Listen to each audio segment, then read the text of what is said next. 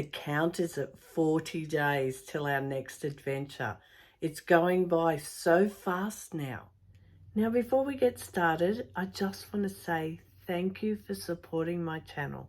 I only started this year, and already I've got so many people subscribing, liking my videos. Don't forget, if you want to make a comment down below and tell me whatever it is, ask whatever question it is. I'll look forward to it. Okay, let's get going. I thought I'd just go through a bit of the process of how we've gone with booking this holiday. Call me crazy, call me old. I just think I'm organised. Who else does this when they travel? Some may think that I'm just wasting paper, but I like to be prepared.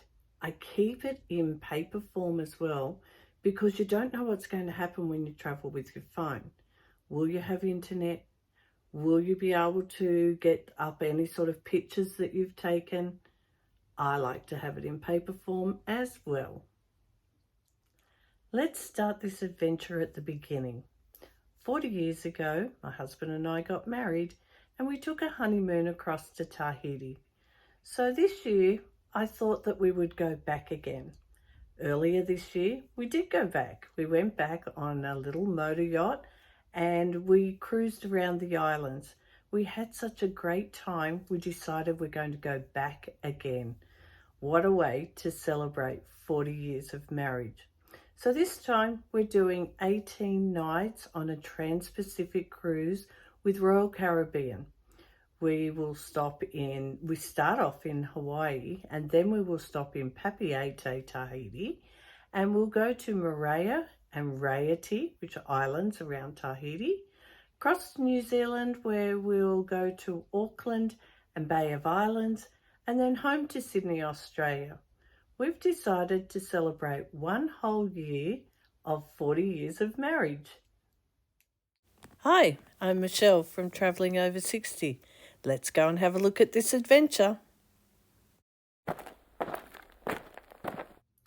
For those of you that have watched some of my other videos, you know I'm very particular at the way I want to pick a room on a cruise ship. So I made a call to Royal Caribbean. They helped me. I wanted to know which side of the ship I needed to be on to see docking and a few other things.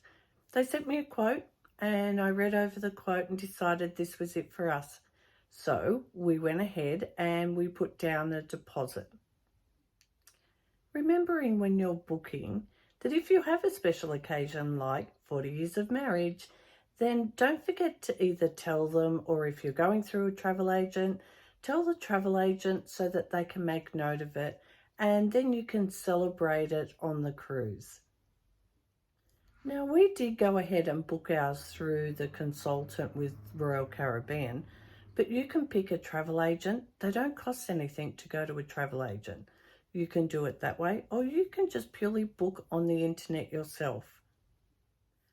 Don't forget as well to pick your dining time. This is something I'm always trying to figure out which dining to do. Early, late dining, or just have the dining where you go and you get in whenever you feel like it. I prefer to do the early dining. That way it gives us time to then go and get ready to go to the show, find a seat, and if there happens to be more than one show in that night, I'll then be able to go and do both shows if I really want to. Okay, I'm booked on. I've sorted out all the dining and everything. I've paid my deposit. And now a receipt comes to me. All I can tell you is read, read, read. There's lots of information that comes.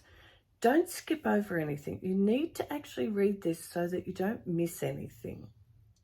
One of the things you're going to find is a final payment date. Make a note of that, because you don't want to miss the cruise purely because you missed the final payment. But don't pay that final payment until the time comes around, because as the months go on, weeks, depending how soon you booked your cruise, as they go on, sometimes the price will drop. Now, if you haven't paid your final payment, you can give for us, Royal Caribbean, you can give them a call and ask them if they'll price match. Now, most of the time they will. Some cruise lines may not, but most of the time they will. So you don't want to pay that final payment till the last minute, because once that final payment's paid, that's it. There's no dropping your price.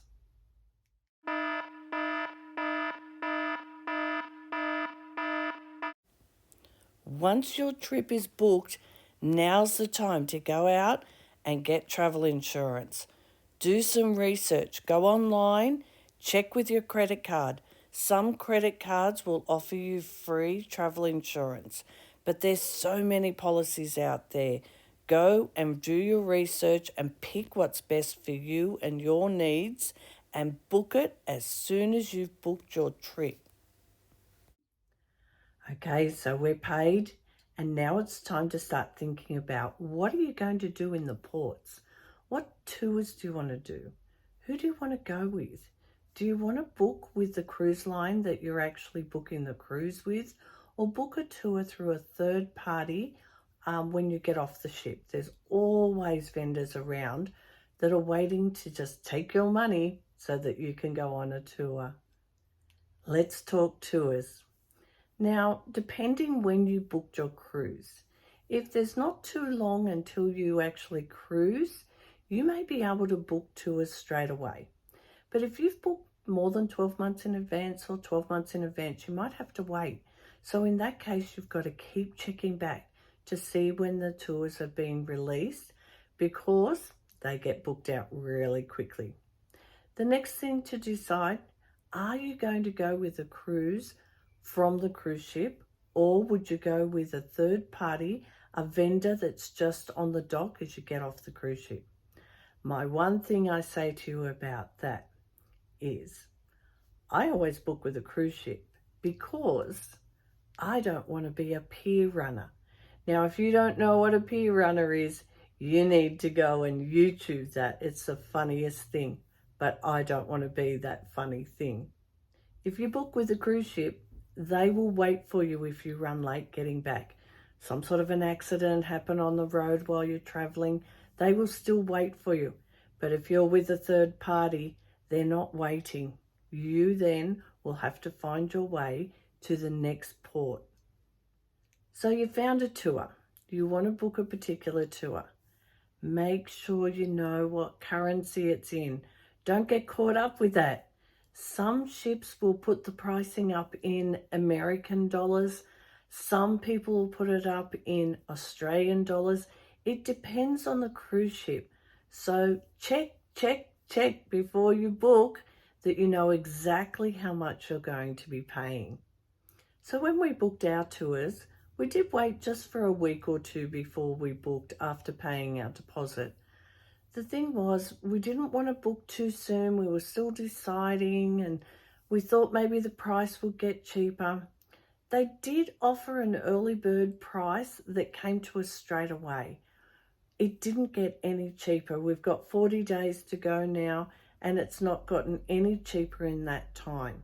So we were glad that we took the early bird price. Otherwise, we would have missed out and had to pay full price.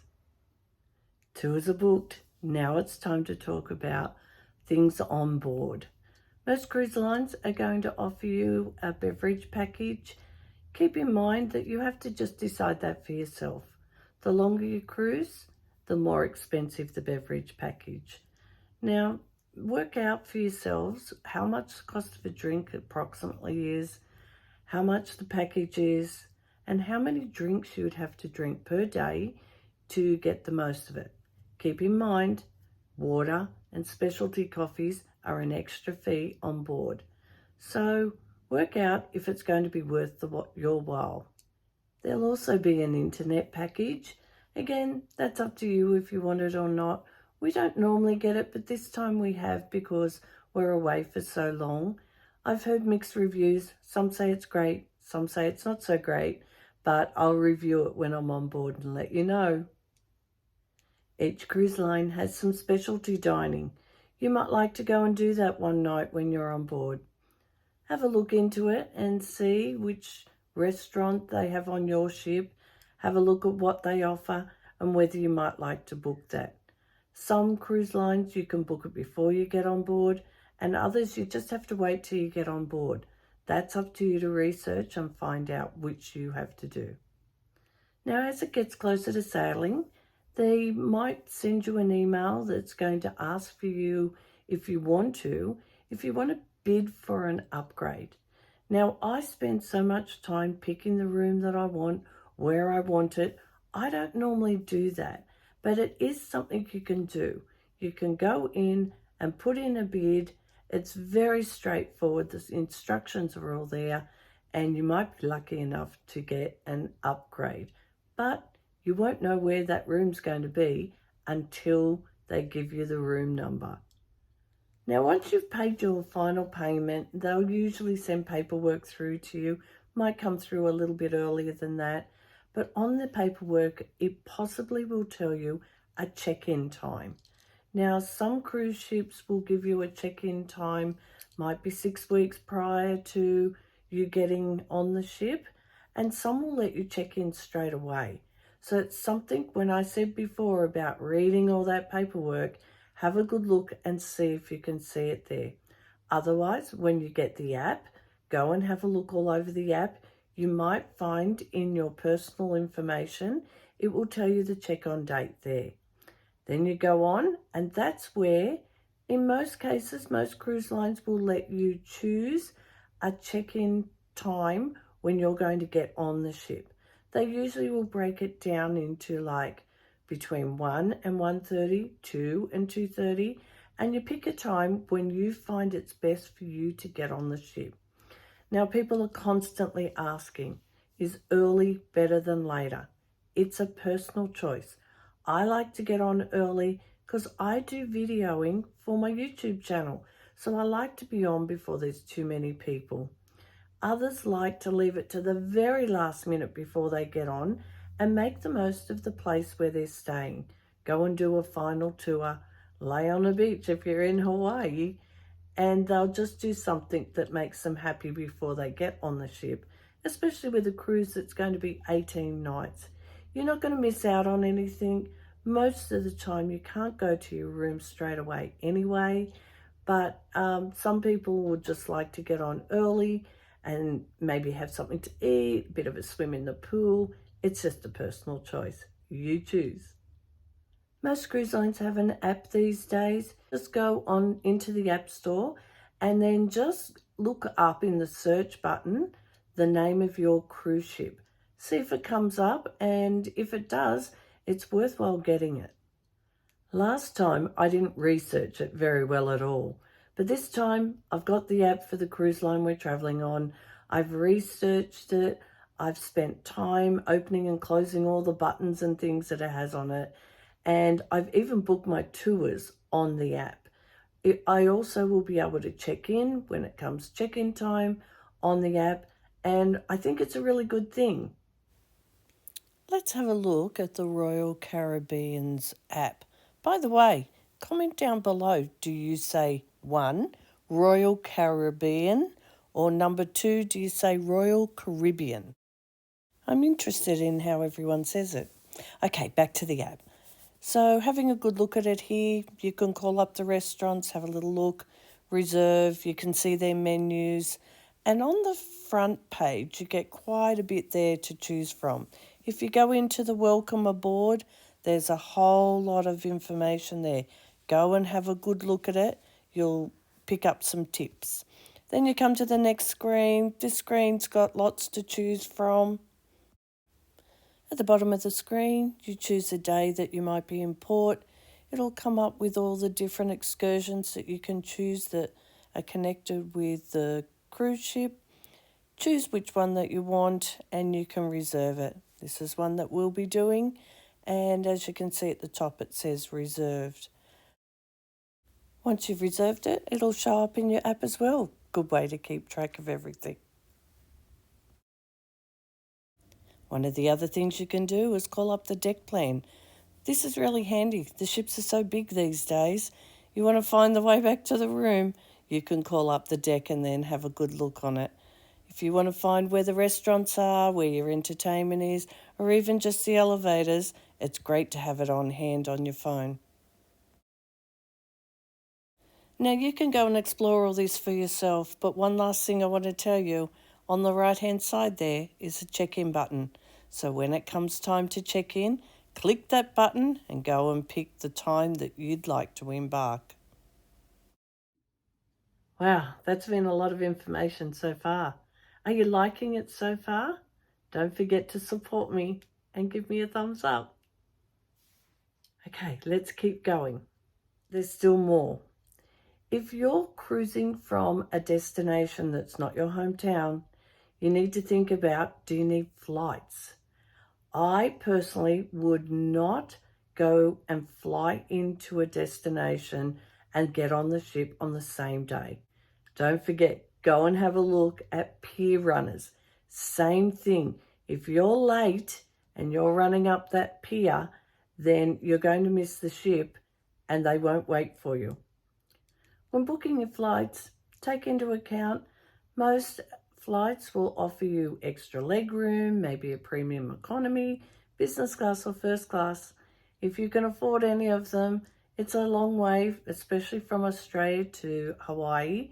Most flights from Australia are a long way, and so take into account how comfortable you want to be and whether you want to budget that into your fare. Now you might want to wait and see if flights come on sale, but don't leave it too late because you don't want to miss those flights or you miss the cruise. We've decided that we're going to spend 3 days in Hawaii first, so our flights are booked. Then you have to start and look at hotels. You might want to stay right in the middle of the town where it's easily access to everything, or you might prefer to stay just slightly out of town, a bit quieter, and the prices are usually a little bit cheaper. So you've booked your hotel. Check with them whether they have a shuttle service to get you from the airport to their hotel. Some do and some don't, but they might recommend a good one for you that's good for their hotel as well. So maybe an email, a phone call to the people at your hotel and ask that question. It's time for tours again.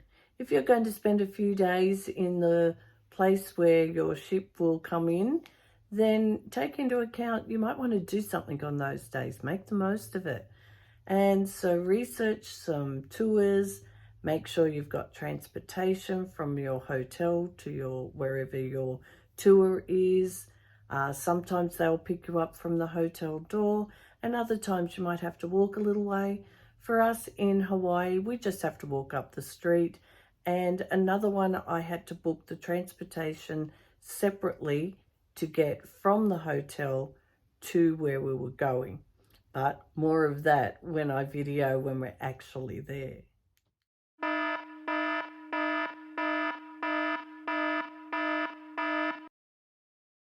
Okay, well, we've done all of that, where we're going to be, what we're going to be doing. We also have to think about visas and immunisation. Make sure that you know what visas you need for whatever country you're going to. You can go online these days, put in the information, costs a few dollars, maybe $20 to $50. And then once you pay that amount of money, fill out the form. Within a couple of hours, you usually have it come to you in an email. An immunisation. So wherever you're going to, some places might need you to have an extra immunisation to come into their country. When we went to the Amazon, we had to have yellow fever. When we've been to other destinations, we've had to have cholera. Different things like that. Ask your doctor, check what they think, and they will tell you if you need something extra. The other thing is, after COVID, you need to check if there's any sort of protocol for COVID. That's something that hopefully won't be with us forever. But for the moment, when I'm doing this video, we still have to do COVID tests and show them before we get on the ship. Now, this time I've done something new. I have never really known about what they call a roll call. So if you want to meet the people that are going to be on your cruise, then you can go onto Facebook and you just type the name of the ship, the date of the cruise, and quite often you'll find a page that comes up purely for your cruise. When you go and join that, you'll get to meet people online that are going to be on your cruise with you. It's a bit of fun, but I really enjoyed it. You can also go on Cruise Critic is another place. There's a few other places where you can just even put it into a Google search and see if it comes up your cruise that you're going to be doing. Now, as I said, I did do it this time, and I've met some lovely people that we're even going to meet up here in Sydney, Australia before we fly out, for the people that are leaving the same date as us. And there's another meetup on the day before we actually get on the cruise ship, for a whole lot of us are going to meet and just see who's going to be on our cruise ship with us. Just a bit of fun. Finally, I think that's come to the end of all that official stuff of booking and looking at tours, lots of research, reading. So it won't be long now, and I'll put out another video in a couple of weeks to show you some special things that I'll be packing to take with me.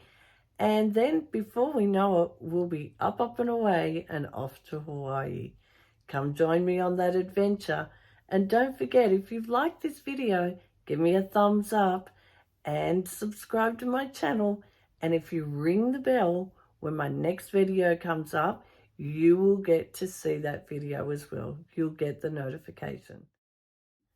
So, thumbs up, subscribe, and ring that bell to come on our adventure with us.